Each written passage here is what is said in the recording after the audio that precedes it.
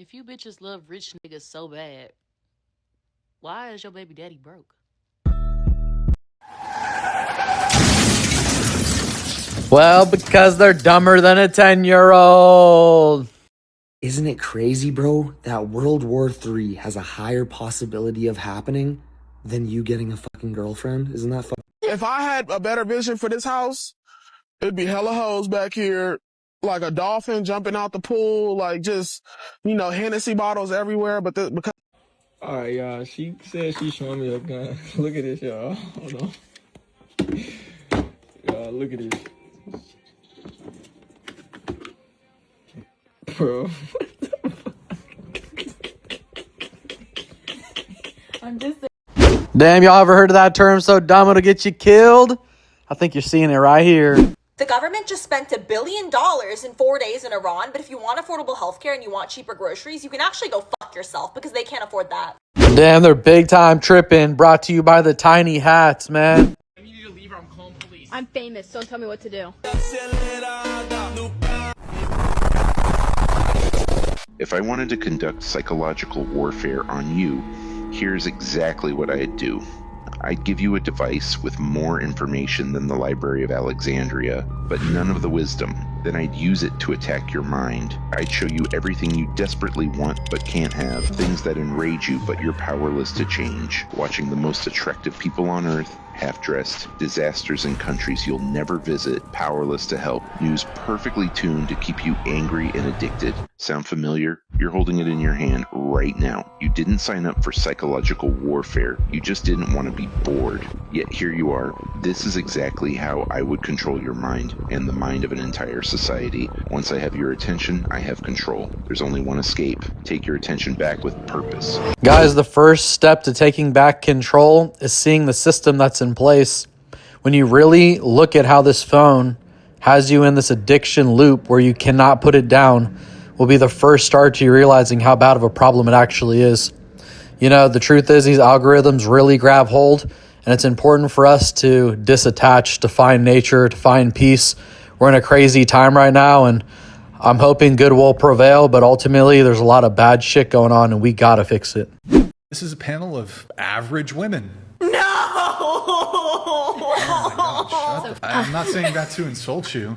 I don't give a It's a very average panel, and I think I'm in some ways being a bit generous here. There's record high levels of delusion among women. Y'all really think you're more attractive than you actually are. And look, what that's going to translate to is you're going to be chasing after a caliber of guy you'll never fucking get. When you finally settle down for the guy who's actually willing to be in a relationship with you, you're going to have so much resentment for this guy because you're thinking about that guy had more money, that guy had was better in bed, that guy was better looking, all these factors, because y'all waiting until 30 to get married, to start a family, to have kids. You've been ran through, you've had a bunch of dick, and then the guy who's actually on your league, who you think you're settling for, but it's actually your equivalent, you think you're dating down. You're going to resent that man. It's going to be a dead bedroom within a couple years. You shouldn't change your standards of the way you love or anything just because of the general public, what they think or what the statistics is. I don't give a fuck about I don't even care if I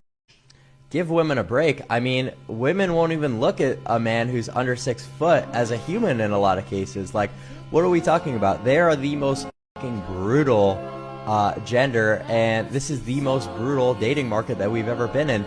So for you to sit here and tell me that I'm being too mean or I'm not being gentlemanly, it's just a little bit silly. We just have to look on the other side of the aisle to see what's going on, and I think you'll find me pretty justified. Damn, dude, and the girl in the previous clip said, I don't even care about statistics. It's like, yeah, for sure, say no more.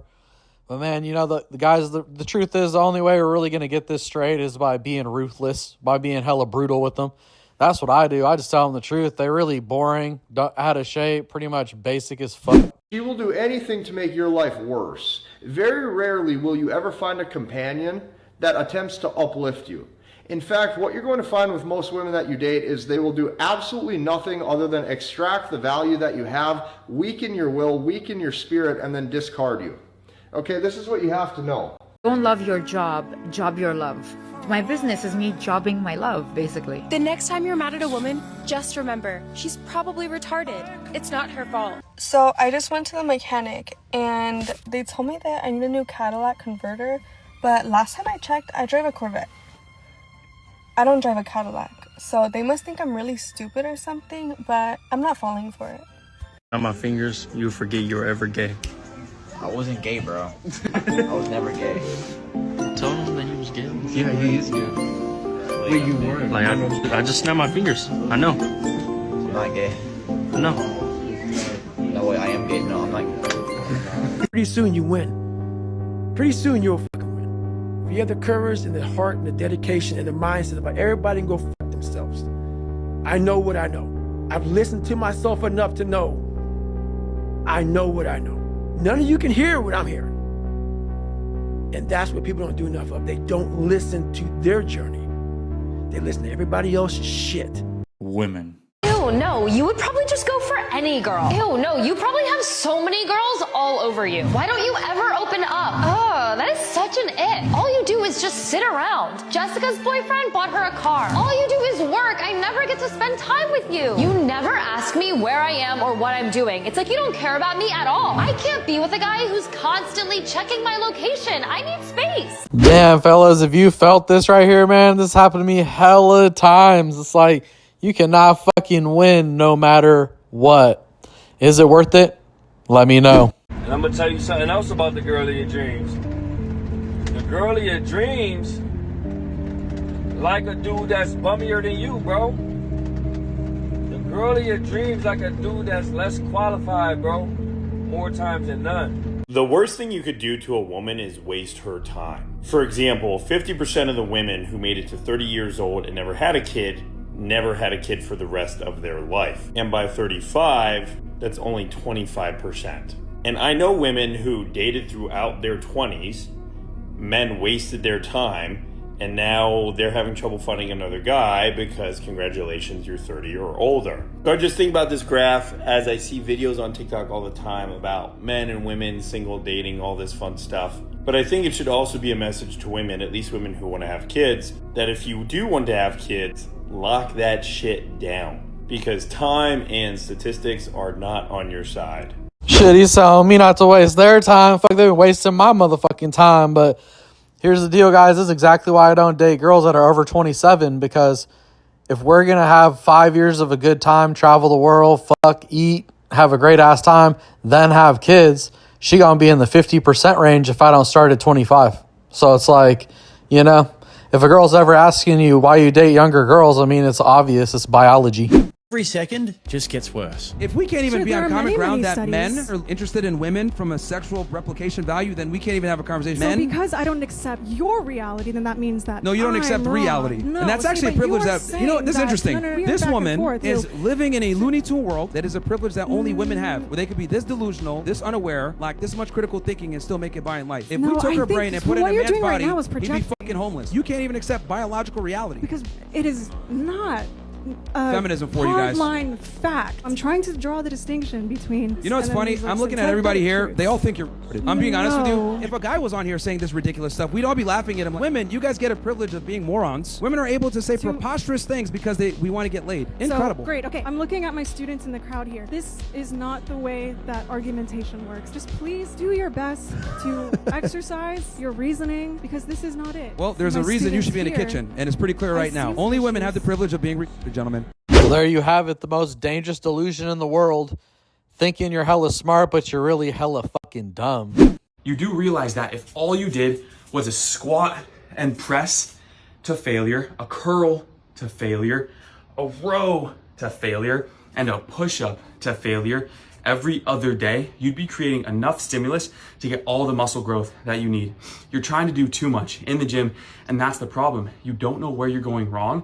You need to simplify it, dumb it down a little bit, focus on compound movements. Every 2 to 3 days, you're gonna be in phenomenal shape.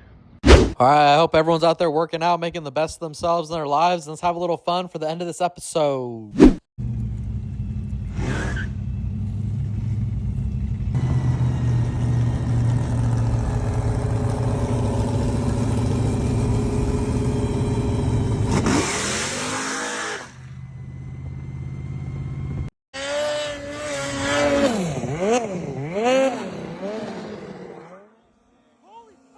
What the fuck is up with men not being able to hear shit?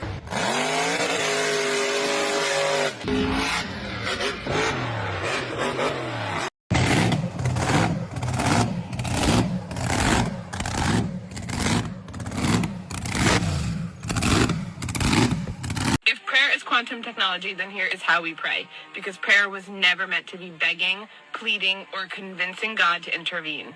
That is literally just not how the mechanics works. Prayer is quantum technology, and it's how consciousness communicates with the field. But religion trained us to pray from lack. Please help, please fix, please save, and we're always waiting. But Jesus modeled a different way. He prayed from alignment, and he didn't ask hoping it would happen. He spoke as if it already was, and that's coherence. In physics, observation collapses probability. In neuroscience, belief plus emotion rewires the brain. And in scripture, faith moves mountain. It's all the same mechanics. It's the same mechanism. So prayer works when your body, your heart, and your mind agree on the reality that you're tuning into. You don't pray for something. You pray from the state where it already exists. Gratitude comes first because gratitude signals certainty. Calm comes before words because regulation stabilizes the signal, and prayer is not asking God to come to you. It's aligning yourself with the field that God already lives in. All right, well, there you have it, fellas. The power of suggestion, the power of the subconscious mind, and your internal self-dialogue. Something positive to think about for the rest of your day. If you really enjoyed that video, please watch another one. And as always, please like, share, and subscribe. We're going to see you on the next one.